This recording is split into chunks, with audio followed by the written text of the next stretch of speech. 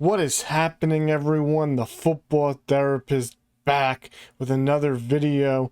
Been very busy with a second job now, grinding, but I'll always return for fantasy football. Let's hit that intro.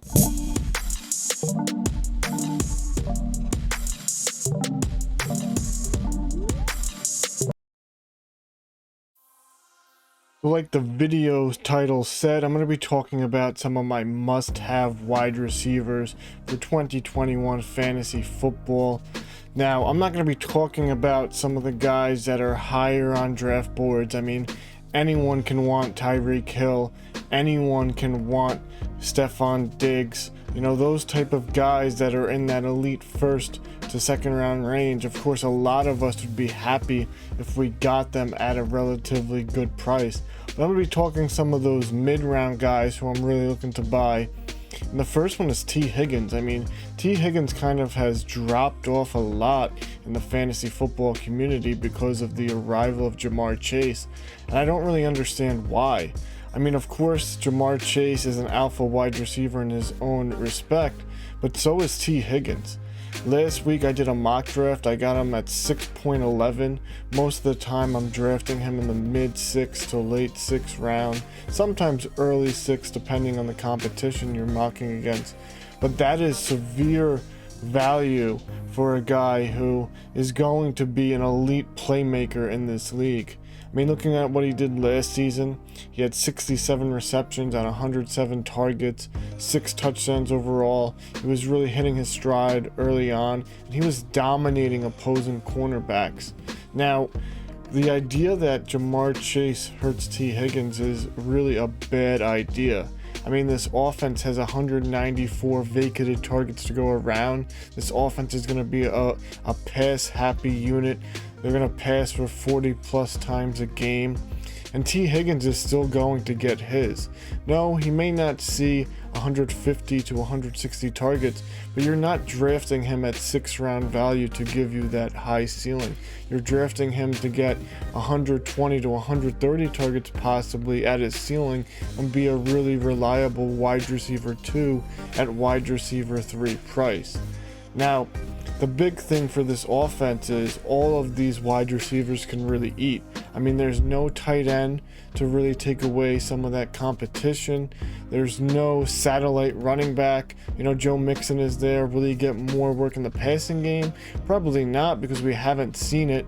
I think that Gio Bernard was that guy who was really the passing back in that offense, and he's gone. So, I mean, these targets are going to soak up between Jamar Chase and possibly T. Higgins and Tyler Boyd. All three of them can be fantasy relevant. So to get T. Higgins in the 6th round, late 6th round to me, is just an absolute steal, as I see he has that volume, that touchdown upside, that big play threat. So I'm going to be drafting him a ton in my leagues for 2020. Another must-have wide receiver for me in these mid-rounds is Brandon Ayuk. I loved what I saw out of his play last season. I mean, this guy was an absolute animal when he was on the field. He averaged 15.4 fantasy points per game, which was 16th among wide receivers. He had a 100% route participation, which showed that he really needed to be utilized. Now, yes, both Deebo Samuel and George Kittle were out, but I don't think that that's going to impact his play that much. There's 192 vacated targets in San Francisco, so both of those guys can soak up a lot of those targets, and Ayuk can still get his share. Now, they did add Trey Lance, who is a more mobile quarterback. He has a better arm than Jimmy G, so perhaps they will throw the ball a little bit more downfield. I do question whether or not he's a true alpha, but again, I'm not drafting him at 5th, 6th round value to be a wide receiver 1. I'm drafting him to be a really good wide receiver 2 who can help my team. I think that in the 5th, 6th round, Ayuk is a smash because I love his upside and his safe floor based on the way that San Francisco utilized him last year. I'll be looking to draft him a ton in my leagues for 2021 fantasy football. So the last must-have for me is a player who was a must-have last season. His ADP has climbed a little bit, but he's still going in the late third, early fourth. I saw him go mid fourth in the mock, and I just don't understand it. I mean, the guy just keeps producing. Last year, the quarterback situation was not the best in Washington, but they still passed a ton. They averaged over 40 passes per game. McLaurin was 9th in targets overall. He's a target hog. He was 11th in receiving yards with 1,118. The big thing that he didn't really produce much was touchdowns, but that's going to improve with Ryan Fitzpatrick under center. Ryan Fitzpatrick is going to throw the ball to Terry McLaurin a lot next season.